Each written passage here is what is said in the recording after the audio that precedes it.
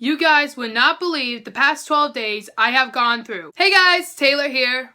And I'm still sick. I actually went to the doctor's on Wednesday for an ADHD med checkup. But while I was at the doctor, I kind of wanted to make sure that there was nothing really bad going on. It turns out, what I told you guys in my last video that I had was right. I do have a sinus virus going on in all of this right now. The virus isn't in my lungs, it's right here in my chest. But there is a light at the end of the tunnel because, thank God, I'm getting better.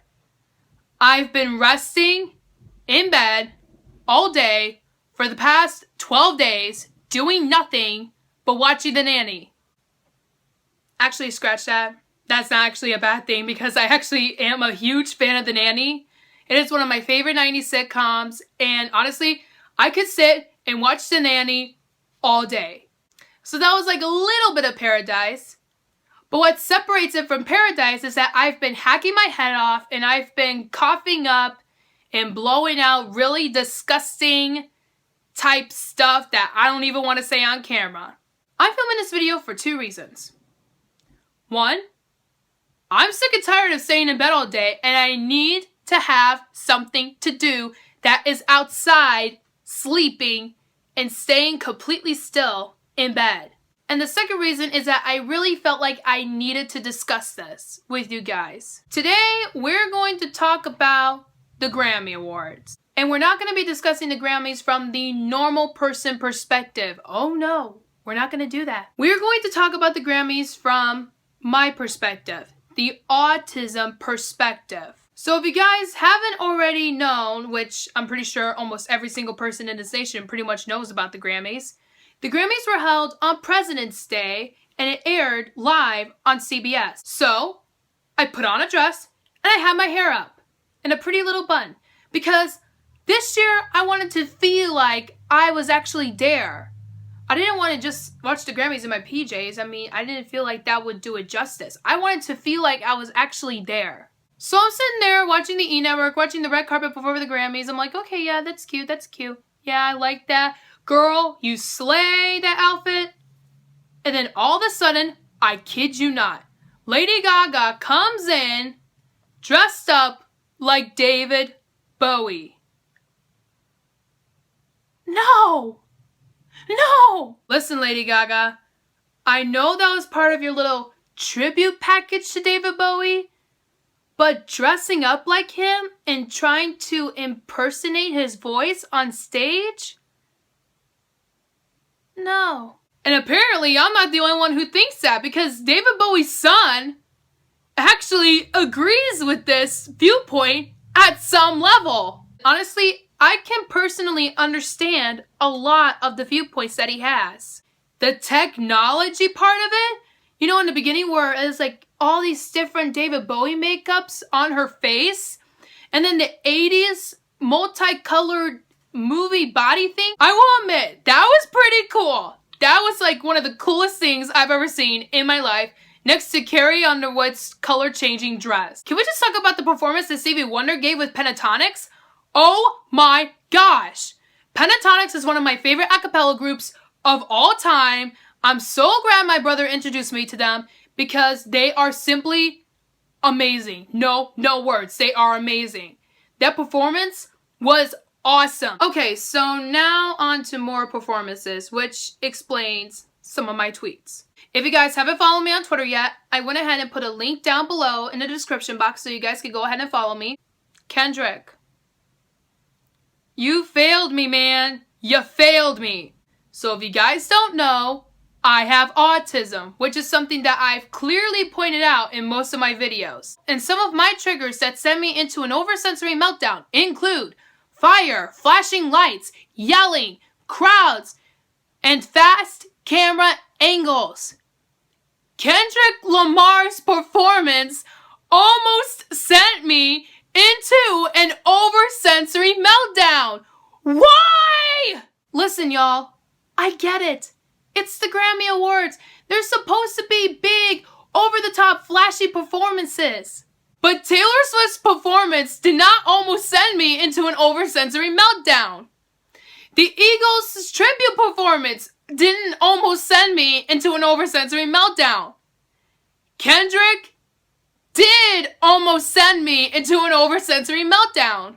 And honestly, guys, if I would have known that Kendrick Lamar's performance would feature what it did feature, aka some of my triggers, I would have honestly changed the channel for 5 minutes. So that's what I have to say about Kendrick's performance. After Kendrick came the amazingly gifted Adele. And I kid you not, Adele's voice literally calmed me down. Adele, I don't care about those guitar strings. Your performance was beautiful and flawless in every single way. I actually pretty much enjoyed it. So we go from Adele's beautiful performance to the performance given to us by the Hollywood Vampires, which was the performance that indeed sent me in an oversensory meltdown.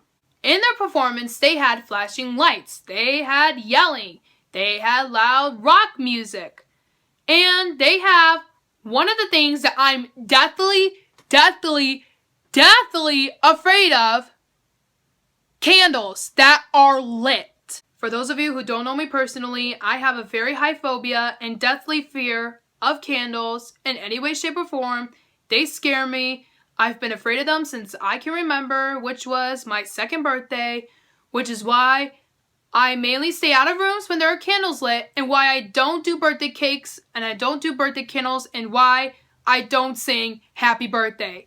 That is why. Overall, I'm giving the Grammys a B-. I honestly don't know what to tell them. I had a problem with some of the winners, and I've had a problem with some of the performances. And a B- is actually pretty generous. I was actually going to give them just a regular C, but a B- is pretty generous of me. Honestly, I feel like the Grammys should be more considerate into who's tuning in. I'm at the point in my life right now where I'm taking my autism very seriously, and I'm taking my autism into consideration every single day. I don't know if you autistic and Aspie people do this, but it is something I'm now beginning to do, where I'm like, okay, that sounds fun, but is it good for my autism? Oh, is this going to send me into a meltdown? Oh, is this going to be okay for me to handle? Am I going to enjoy this? Am I going to get scared? Am I going to feel tense? Am I going to feel stressed? There is a lot of things to think about when you have autism that affects your daily life. Honestly, if there was a big group of autistic people, including myself, watching the Grammys, and we get sent over the edge and have an oversensory meltdown, that is a problem. I don't know, they should take people who are tuning in a little bit more seriously and a little bit more into consideration. I don't know what else to tell you. But the reason why I upped it up to a B- is what Stevie Wonder said, which I gave him a standing ovation right here in my room. He said that we should make everything accessible to every person with a disability, which I fully agree with. I'm standing by with Stevie Wonder. Everything should be accessible to every single person with a disability, whether it be a mental disability like I have or a physical disability like Stevie has. Every person with a disability should be able to be granted access to their resources. Well guys, that's it for this video. Go ahead and give it a big thumbs up if you guys liked it. Also in the comments below, tell me your opinions about the Grammys. Who was the best dressed? Who was the worst dressed? What was your favorite Grammy performance? What was your least favorite Grammy performance? And out of all the Grammy Awards that were aired, what is your favorite Grammy moment? I would love to read your responses. And finally, as always, if you guys like my videos and want to see more videos from me, go ahead and subscribe to my channel.